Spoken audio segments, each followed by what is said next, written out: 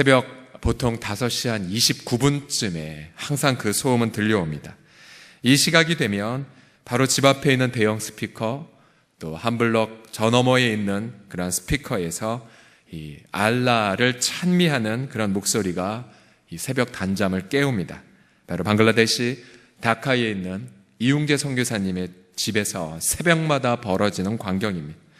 아마 우리나라 같았다면 이 소음죄로 무엇인가 제소하고 있지만, 그러나 무슬림 국가 방글라데시는 새벽 5시 30분, 또 제 핸드폰 시계 보면 보통 5시 29분부터 저쪽에서부터 이렇게 크게 그 굉음 같은 소리가 울리면서 이 바로 앞에, 그 다음에 바로 집 앞에 있는 듯한 목소리로 이 새벽을 깨웁니다. 그 소리가 너무 커서 새벽잠이 많은 자도 일어나지 않을 수가 없습니다. 그래서 단잠을 누리기는커녕 불쾌한 마음으로, 그러나 반사적으로 다들 무릎을 꿇습니다. 그리고 언제 일어났다는 듯이 옆에서 우리 선교사님의 신음소리와 같은 그런 기도소리가 울립니다. 일주일 전에 이용재 선교사님이 이러한 메일을 보내주셨습니다. 치열한 영적 전쟁이 벌어지고 있습니다. 근신하라, 깨어라. 너희 대적 마귀가 우는 사자같이 두루 다니며 삼킬 차를 찾나니. 보이지 않는 마귀가 인간의 죄성이 발악을 하고 있습니다. 사역은 하는데 사람들은 쉽게 변하지 않습니다. 더욱 깨어 기도할 수 있도록 기도해 주십시오. 이번 선교 편지는 울컥하는 마음으로 적었습니다. 오늘도 완전 돌짝밭에서 부직갱이 하나 가지고 산비탈을 개강하는 화전민의 심정으로 한 걸음 한 걸음을 뗍니다. 하염없이 주님을 바라보면서 하소연합니다. 더 힘을 한 걸음씩 한 걸음씩 더 나아갈 힘을 주소서. 혼자서는 감당할 수 없습니다. 저희가 영적으로 잠들 때마다 다카에서 이런 깨어있게 만드는 편지가 날아오는 것 같습니다. 이러한 상한 심령은 영적으로 깨어있는 자가 고백하는 증표입니다. 만약 이러한 상한 마음을 고백하지 않는다면 그분은 둘 중에 하나이겠죠. 하나는 정말로 모든 것이 평안하던가 말 그대로, 아니면 깊은 잠을 자고 있기 때문에 본인의 이런 상한 심령, 또 이 땅의 황무함을 알아차리지 못하는 것입니다. 과연 우리는 어느 쪽에 있습니까? 우리 예수님은 십자가를 지시기 전 영적으로 깨어있으란 말을 여러 차례 반복하셨습니다. 누가복음 21장 36절입니다. 다 같이 읽겠습니다. 시작. 이러므로 너희는 장차 올 이 모든 일을 능히 피하고 인자 앞에 서도록 항상 기도하며 깨어있으라. 어떻게 하라고? 기도하며 뭐 하라고요? 깨어있으라. 깨어있으라. 예수님은 재림하시기 전 주님 앞에 올바로 서기 위해 깨어있을 것을 촉구하십니다. 우리가 깨어있지 않으면 세상 염려와 쾌락에 마음을 빼앗기게 될 것이라고 경고합니다. 과연 우리가 어떻게 날마다 깨어있을 수 있을까요? 오늘 복음서에서 예수님이 사용하신 깨어있으라 라는 이 단어는 신약성경 서신서에 바로 여기에 한 구절 사용됩니다. 에베소서 6장 18절 말씀 다시 제가 읽겠습니다. 모든 기도와 간구를 하되 항상 성령 안에서 기도하고 이를 위하여 깨어 구하기를 항상 힘쓰며 여러 성도를 위하여 구하라. 이 6장 18절은 마치 기도라는 시줄과 또 깨어있으라는 날줄이 서로 엮여 있는 것과 같습니다. 이 구절을 토대로 우리는 두 가지로 영적으로 깨어있는 성도가 되기 위한 두 가지의 요소를 교훈받습니다.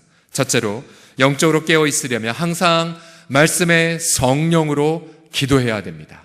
첫 번째 깨어있는 방법 같이 읽겠습니다. 시작.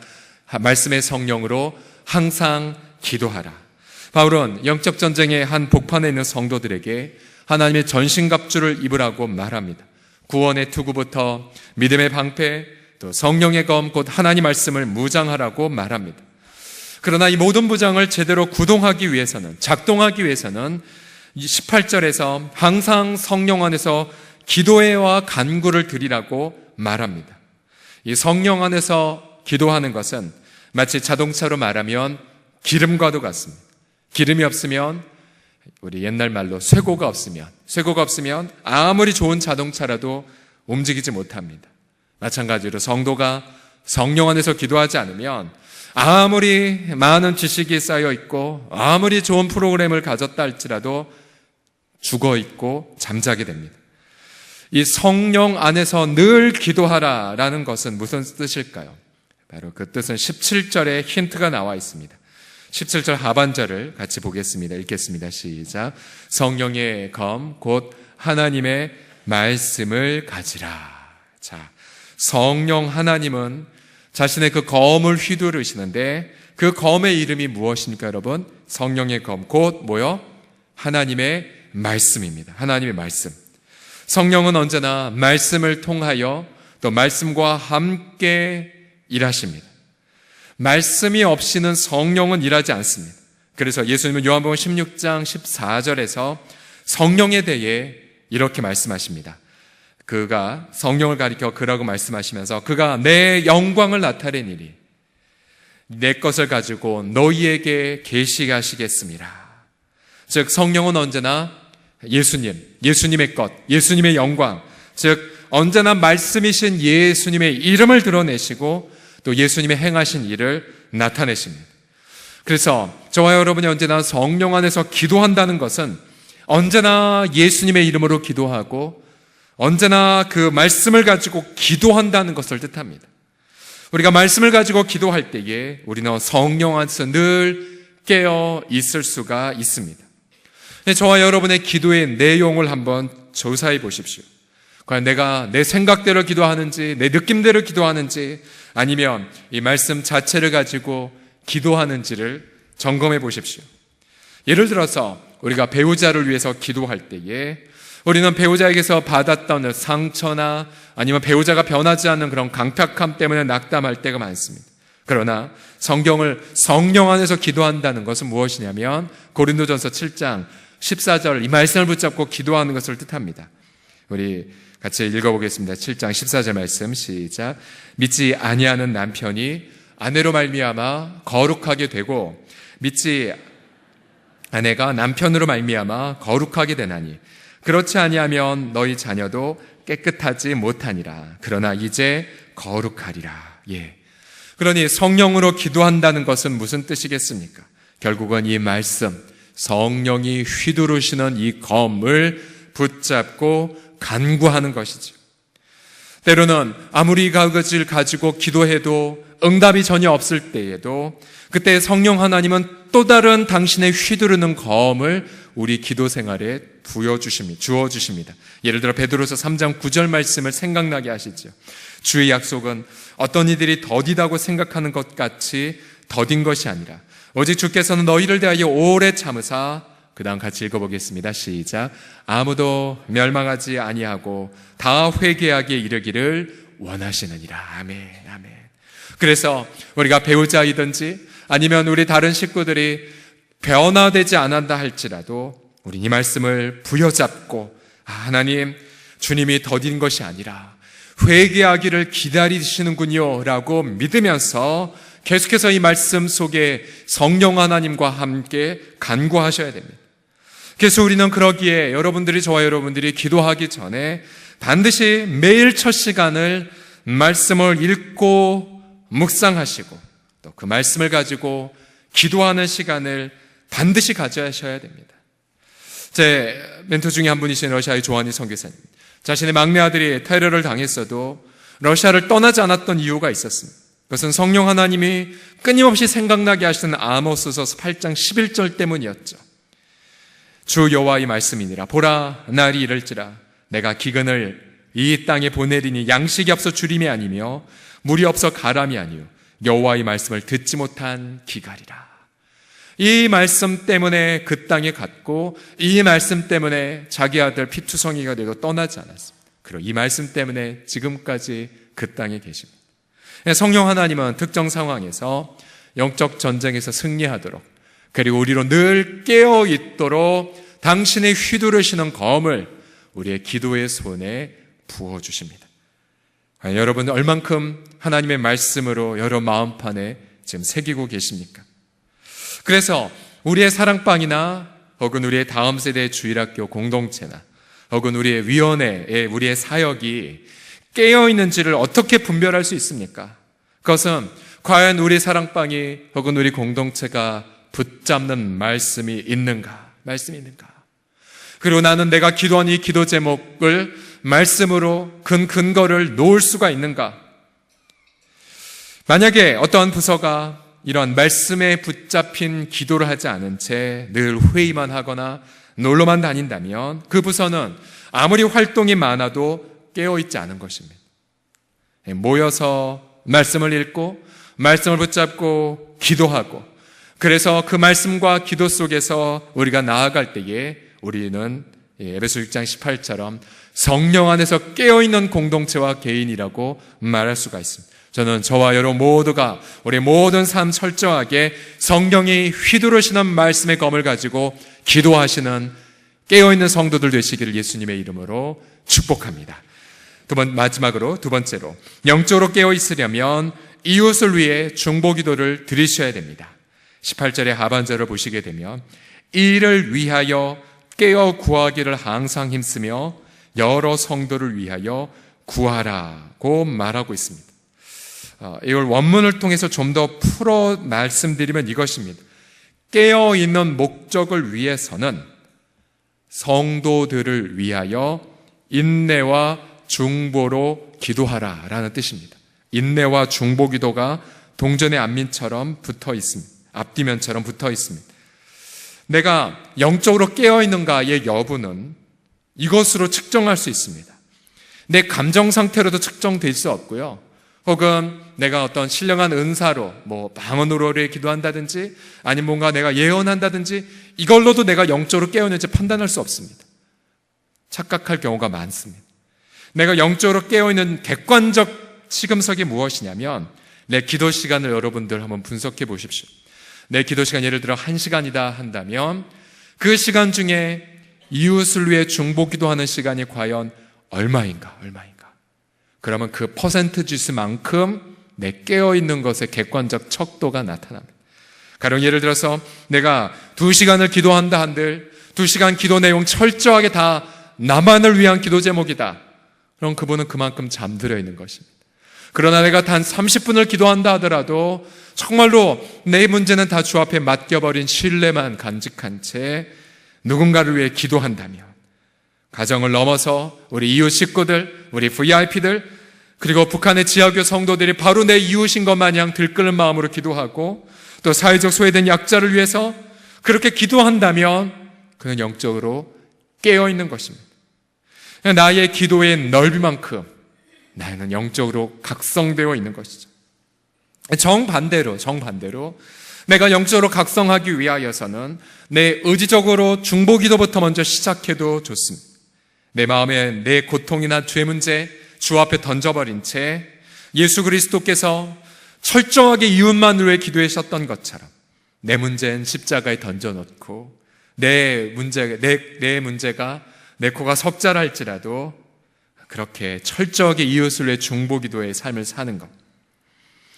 그래서 그날 아침 주님이 주신 말씀 부여잡고 이웃을 위해 한 명 한 명 축복하며 기도할 때에 그때에 우리의 내면한 영적 각성이 일어납니다. 새로운 기쁨이 임하고 충만함이 임하고 육체도 새 힘을 경험하고 힘차게 하루를 시작하게 되죠. 내가 구하지 않았던 것에 대한 응답들을 경험하게 되고 내 미래에 대한 부분에 대한 명확한 해안을 그 시간에 경험하게 됩니다. 영적 각성은 철저하게 중보기도의 현장 속에 있습니다. 무엇보다 이 중보기도는 인내가 필요합니다. 원문을 보게 되면 성도를 위한 간구와 그리고 오래 참음이 함께 붙어 있다라고 말씀드렸죠. 이웃을 위해 하루 이틀 기도하는 것으로 그쳐서는 안 됩니다. 이웃을 위해 날마다 기도하셔야 됩니다. 그와 관계가 좋을 때에도 물론 기도하고 그와 관계가 좋지 않을 때에도 인내함으로 기도하셔야 됩니다. 심지어 그와 원수가 되었다 할지라도 예수님 명령대로 그렇게 축복기도 하셔야 됩니다. 그래서 중보기도가 내 영혼의 습관이 될 때까지 인내하며 무릎 꿇으셔야 됩니다. 한 교회 공동체가 영적으로 깨어있는지를 알려면 그 교회의 중보기도 사역을 보면 알 수 있습니다. 교회 공동체가 늘 자기 문제만을 가지고 기도하는지, 아니면 교회가 겸손하게 한국교회를 위해서 기도하는지, 민족을 위해 기도하는지, 사회의 고통과 불의를 위해 기도하는지, 선교적 사명을 감당하기 위해서 기도하는지, 다음 세대를 위하여 간절하게 기도하는지를 보면 그 교회의 깨어있음의 여부를 판단할 수 있습니다. 영적 각성은, 다시 말씀드립니다, 감정이 아닙니다. 영적 각성은 중보기도의 깊이와 넓이만큼 경험되어집니다. 우리가 교회의 사활을, 지난 2000년간의 교회 역사를 보게 되면 언제나 이 민족을 치유하고 세상을 변혁시킨 영적 대각성의 운동의 발원지는 언제나 중보기도였습니다. 예를 들어서 제가 언젠가 꼭 여러분을 모시고 싶고 가고 싶은 곳 중에 하나가 독일의 헤르누트의 후트버그 기도탑입니다.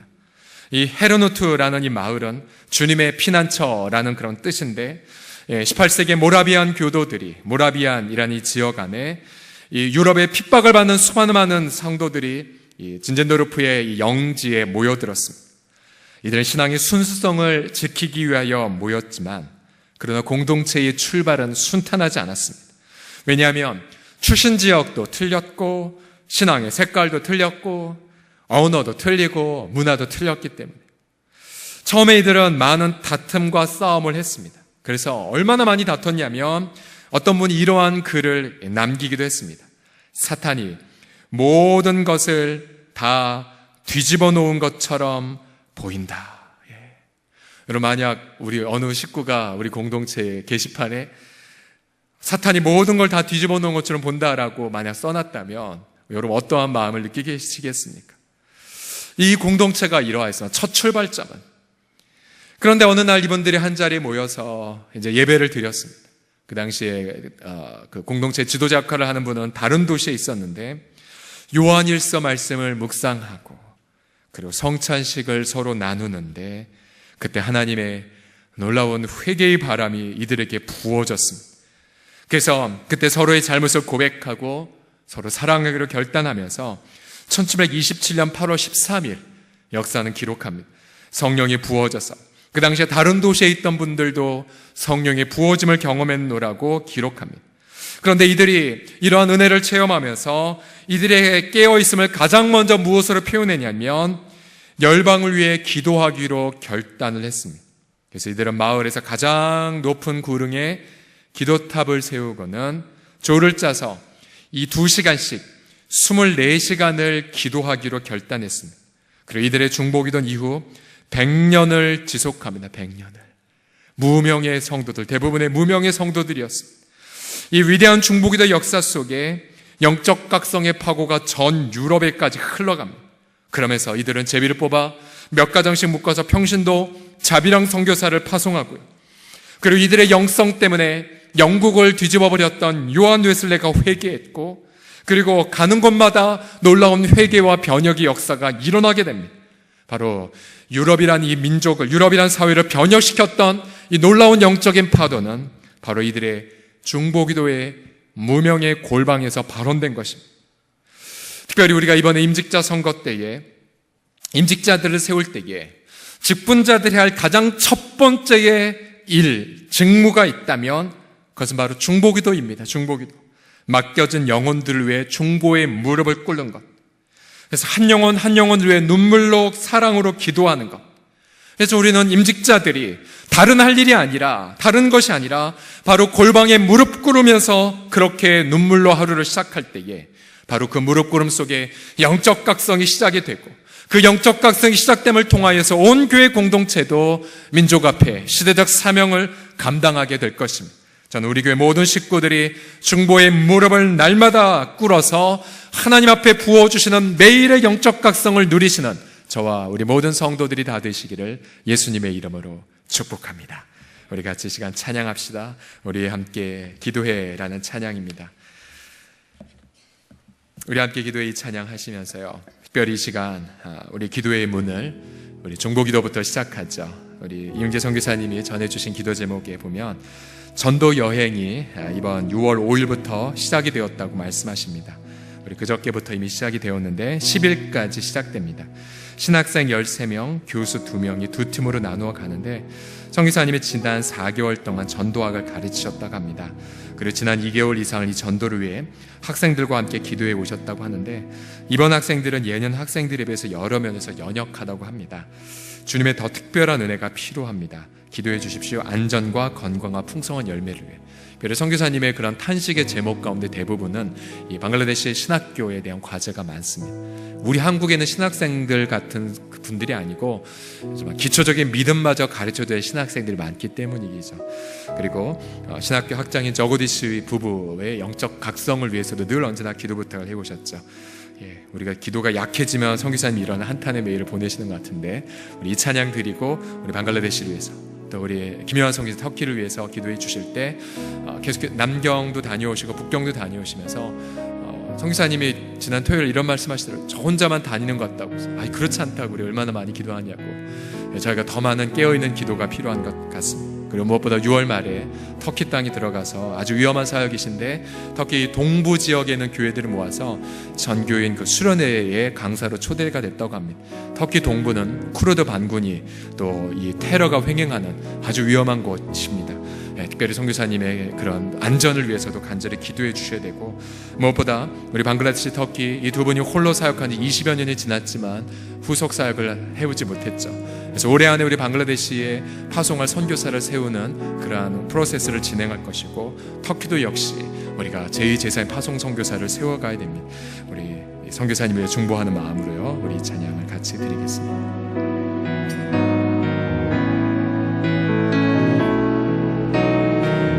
우리 함께 기도해. 우리 함께 기도해. 주 앞에 나와, 주 앞에 나와 무릎 꿇고 큰 귤 베푸시는 주, 하늘을 향해 두 손 들고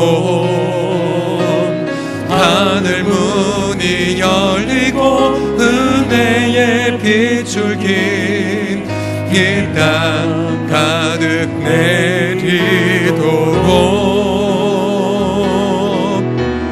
마침내 주 오셔서 의의 빗줄기 우리 위에 부으시도록. 다시 한번 고백합시다. 우리 함께 기도해.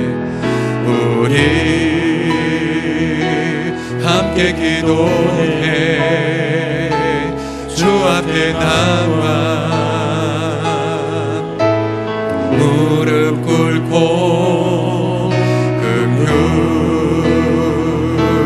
베푸시는 주, 하늘을 향해 두 손 들고 하늘 문이 열리고 은혜의 빗줄기 이 땅 가득 내리도록 마침내 주 오셔서 의의 빗줄기 우리 위에 부으. 다시 한번 고백합시다. 우리 함께 기도해. 우리 함께 기도해. 주 앞에 나와